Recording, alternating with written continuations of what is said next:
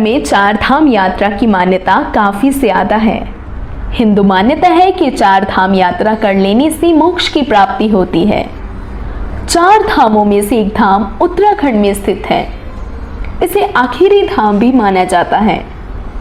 देवभूमि उत्तराखंड में बहुत से धार्मिक स्थल हैं और उनकी मान्यता है, लेकिन उत्तराखंड की चार धाम की अपनी एक विशिष्ट मान्यता है। चूंकि यह प्रमुख चार धामों में से एक धाम भी है, इसलिए यहाँ भक्तों की संख्या काफी अधिक रहती है।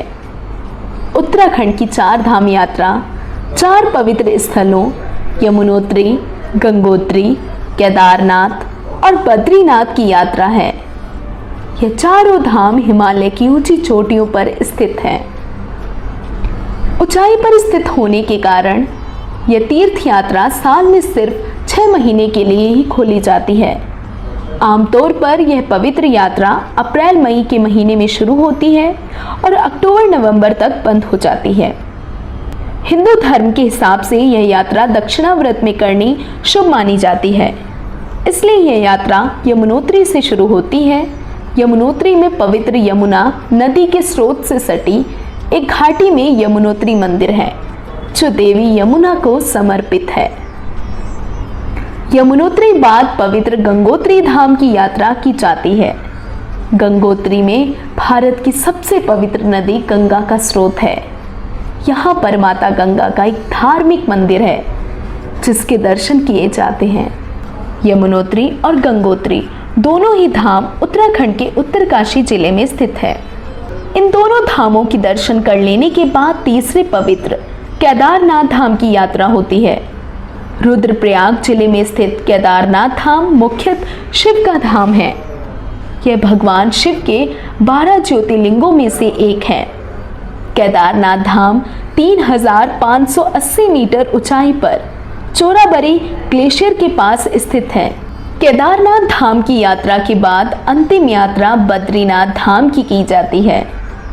बद्रीनाथ धाम को बद्रीनाथ नारायण का निवास माना जाता है। उत्तराखंड के इन चारों धामों पर हर साल लाखों श्रद्धालु दर्शन के लिए आते हैं। पिछले 2 वर्षों में कोरोना के कारण इन भव्य धामों की यात्रा सुचारू रूप से नहीं चल पाई थी। हालांकि इस साल यात्रा फिर से चालू कर दी गई है। 3 मई को यमुनोत्री और गंगोत्री धाम के कपाट खोले गए और 6 मई को केदारनाथ धाम के कपाट खुलने के बाद 8 मई को बद्रीनाथ धाम के कपाट खोले गए। उत्तराखंड पर्यटन विभाग की ओर से 3 मई को जारी की गई एक प्रेस विज्ञप्ति में बताया गया कि यमुनोत्री गंगोत्री धाम के कपाट खुलने के दिन लगभग 7000 श्रद्धालुओं ने यमुनोत्री धाम के दर्शन किए और लगभग 3000 श्रद्धालुओं ने गंगोत्री धाम के दर्शनों का लाभ उठाया। केदारनाथ के कपाट खुलने पर 23,000 तीर्थयात्री दर्शन के लिए पहुंचे। बद्रीनाथ के कपाट खुलने पर तीर्थयात्रियों का आंकड़ा 20,000 रहा। इस बार चार धाम यात्रा के लिए ऑनलाइन और ऑफलाइन पंजीकरण को अनिवार्य किया गया। पर्यटन विभाग द्वारा प्रेस विज्ञप्ति में यह भी बताया गया कि इस बार यात्रियों की सुरक्षा को मद्देनजर रखते हुए QR कोड की सुविधा वाला हाईटेक रिस्ट बैंड दिया जा रहा है। इससे तीर्थयात्रियों को और उनके वाहनों को ट्रैक करने में आसानी होगी।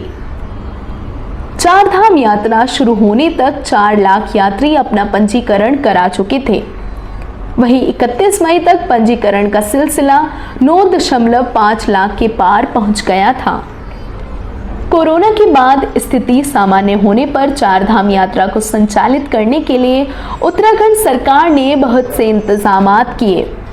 उत्तराखंड सरकार वाकिफ थी कि कोरोना के बाद तीर्थयात्रियों की संख्या बढ़ने की संभावना है, इसलिए तीर्थ यात्रा शुरू होने से पहले ही चार धाम यात्रा मार्ग में स्वास्थ्य शिविर का उद्घाटन खुद मुख्यमंत्री पुष्कर सिंह धामी ने किया। यात्रा शुरू होने से पहले बद्रीनाथ के लिए 15,000 की संख्या में श्रद्धालुओं को दर्शन करने की दैनिक सीमा तय की गई। केदारनाथ में यह संख्या 12,000 तय की गई। वहीं गंगोत्री और यमुनोत्री के लिए प्रतिदिन 7,000 और 4,000 की संख्या तय की गई। यात्रियों की संख्या बढ़ने पर प्रतिदिन दर्शन करने वाले तीर्थयात्रियों की संख्या भी बढ़ाई गई। अब 16,000 यात्री बद्रीनाथ, 13,000 केदारनाथ, 8,000 गंगोत्री और 5,000 यात्री यमुनोत्री में बढ़ाकर कर दी गई है। 2022 की इस चार धाम यात्रा के दौरान एक दुखद हादसा भी हुआ। उत्तरकाशी के डामडा में श्रद्धालुओं से भरी एक बस खाई में गिर गई थी। इस हादसे में लगभग 22 यात्रियों की जान चली गई थी व 6 घायल हुए थे। बस में 28 के आसपास यात्री सफर कर रहे थे। ये सभी यात्री मध्य प्रदेश से उत्तराखंड चार धाम यात्रा करने आए थे। यात्रा शुरू होने से लेकर 30 दिन के भीतर तीर्थयात्रियों की मौतों का आंकड़ा 150 था।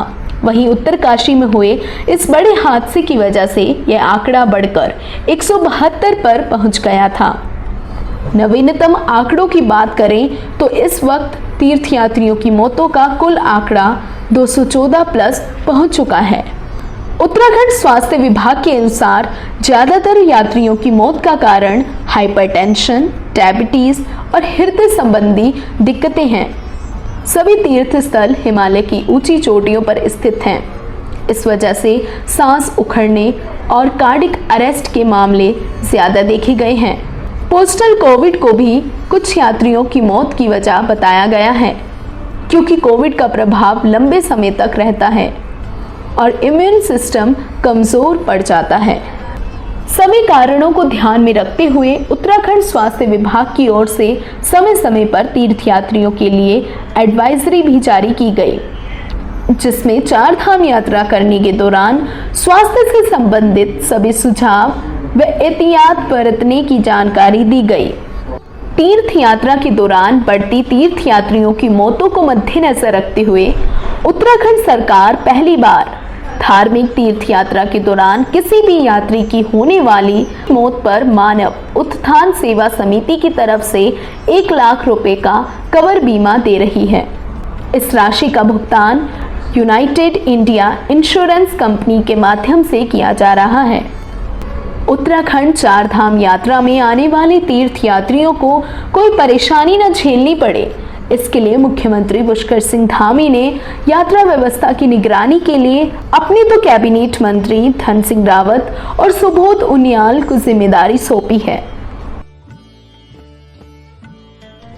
चार धाम की यात्रा सकारात्मक ऊर्जा का प्रतीक है, इसलिए चार धाम के शुरू होने से लेकर अब तक की जानकारी हमने आप तक पहुंचाने का प्रयास किया है। इसी तरह अनेकों विषयों पर जानकारी प्राप्त करने के लिए जुड़े रहें हमारे चैनल दैनिक एजेंडा के साथ।